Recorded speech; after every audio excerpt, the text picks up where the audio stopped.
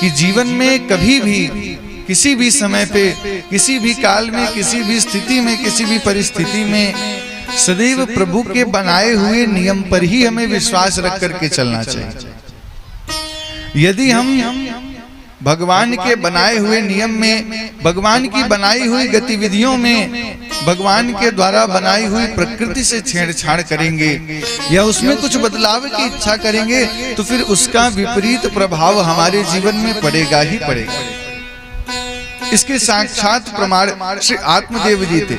उन्हें कोई भी संतान नहीं थी, उनके भाग्य में नहीं था संतान होना और उनके द्वारा संतान उत्पन्न भी नहीं हुई, परंतु किसी ना किसी दूसरे माध्यम से उन्हें पुत्र की प्राप्ति हुई भी, तो वो भी पुत्र न होने से ज्यादा पुत्र होने पे दुख पैदा कर दिया। कई बार हम सोचते हैं कि ये चीज हमें मिल जाए तो हम बहुत सुखी हो जाएंगे, ये वस्तु हमें प्राप्त हो जाए तो हम अत्यंत प्रसन्न हो जाएंगे, प्रमुदित हो जाएंगे, ये कार्य हमारा हो जाए तो हम बहुत आराम से अपने जीवन को निर्वाहित करेंगे। परंतु इसकी क्या गारंटी कि वो कार्य होने के बाद, वो चीज परिपूर्ण होने के बाद आप अपने जीवन को परिपूर्णता से जी सको। इसके प्रमाण श्री आत्मदेव जी। हमें जीवन में जो प्राप्त है वही पर्याप्त है, इस भाव को यदि दृढ़ संकल्प कर लिया तो फिर जीवन में किसी भी प्रकार का कोई भी दुख एवं बाधाएं नहीं रहेंगे। जीवन में जो प्राप्त है वही पर्याप्त है, यही सबसे सुखी होने का मूल मंत्र है। क्योंकि जब हमारे जीवन में आशा रहेगी, आशा ही परमम दुखम नैराश्यम परमम सुखम, आशा ही समस्त दुखों का कारण है, आशा ही दुखालय। यदि जीवन में आशा है और वो कार्य परिपूर्ण नहीं हुआ जिस कार्य से आशा है, तो स्वाभाविक सी बात है कि जीवन में किसी न किसी प्रकार का दुख तो आएगा ही आएगा, संकट तो आएगा ही आएगा, परेशानी तो बढ़ेगी ही बढ़ेगी। इसीलिए जीवन में निराशा पूर्व जीवन जीना चाहिए। आशा यदि जीवन में है तो वो कष्ट का आज नहीं तो कल कारण बनेगी ही बनेगी। श्री दत्तात्रेय जी ने अपने 24 गुरुओं में से एक वैश्या को किस लिए गुरु बनाया? कि वो नित्य प्रतीक्षा में सायंकाल के समय बैठी रहती और जब कोई नहीं आता तो उसके मन में वही आशा निराशा का रूप ले लेती और उसका मन खिन्न हो जाता, उदास हो जाता, परेशान हो जाती वो। इसीलिए उन्होंने उस वैश्या से ये शिक्षा ली, उन्होंने ये उससे बड़ा सुंदर सा संदेश प्राप्त किया कि जीवन में आशा कभी भी नहीं करनी चाहिए, निराशा पूर्ण जीवन ही सर्वोत्तम जीवन है। संन्यासे सर्वथा सुखम, यदि जीवन के मन में समस्त विकारों से संन्यास है तो उससे सुखी जीवन फिर और कुछ भी नहीं है।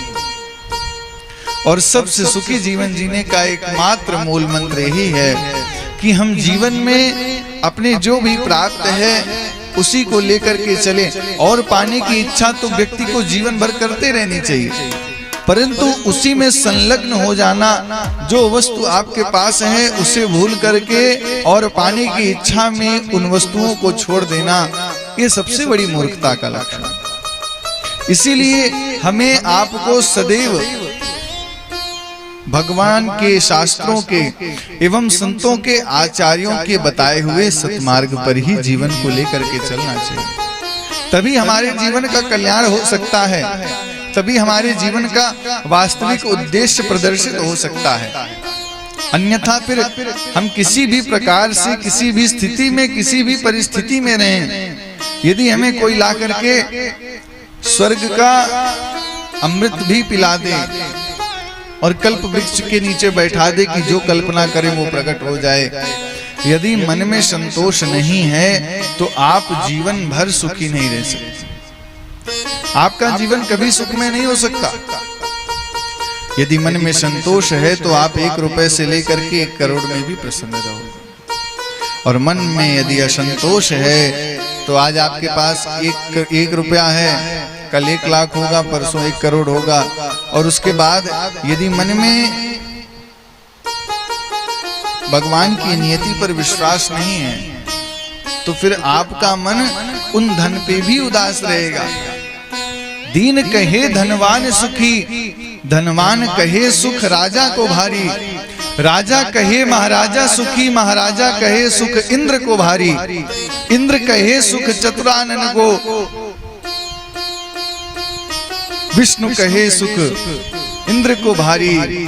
और तुलसीदास विचार करें हरि भजन बिना सब जीव दुखारी। दीन कहे धनवान सुखी, जो दीन व्यक्ति होगा जिसके पास धन नहीं रहेगा वो यही सोचता है कि हमसे ज्यादा तो सुखी धनवान व्यक्ति। धनवान कहे सुख राजा को भारी, जिसके पास बहुत अधिक धन है वो राजा को बहुत सुखी मानता है कि रे वो तो प्रजा के पालन करता है, वो तो सत्ताधीश है, उनसे ज्यादा सुखी कौन है। राजा सोचता है हमसे ऊपर के महाराजा सुखी, महाराजा सोचते हैं सुख इंद्र को भारी, और इंद्र सोचते हैं कि ब्रह्मा जी को जीवन में बहुत सुख है, और ब्रह्मा जी सोचते हैं कि सुख विष्णु को बहुत भारी है। परंतु तुलसीदास विचार करे हरि भजन बिना सब जीव दुखारी।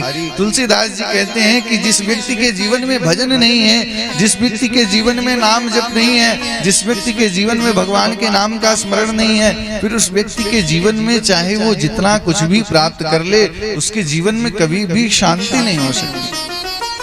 वो सदैव ही अशांत रहेगा, वो सदैव ही परेशान रहेगा। जब जीवन में शांति हो जाएगी, भगवान के नाम का स्मरण होने लग जाएगा, भगवान के नाम के प्रति हमारी आस्था दृढ़ होने लग जाएगी, संलग्न होने लग जाएगी, उसी समय से फिर जीवन में बदलाव होना प्रारंभ हो जाएगा। जीवन की समस्त गतिविधियां बदलनी शुरू हो जाएंगी, और तब जाकर के हमें ये पता चलेगा, ये अनुभव होगा कि किस प्रकार से हमें अपने जीवन को निर्वाहित करना चाहिए, किस प्रकार से संतों के संगति का जीवन में महत्व है, किस प्रकार से भगवान की कृपा का परिपूर्णता से हमें फल प्राप्त हो सकता है। इसका ज्ञात हमें तभी होगा जब हम आचार्यों की, संतों की, महात्माओं की, श्रेष्ठ जनों की, गुरुजनों के संगति में रहेंगे। और जब तक जीवन में संतों का संग नहीं आएगा, आचार्यों की सन्निधि नहीं आएगी, गुरु का सानिध्य प्राप्त नहीं होगा, तब तक हम चाहे जितना कुछ भी कर लें, मन को शांति नहीं मिलने वाली।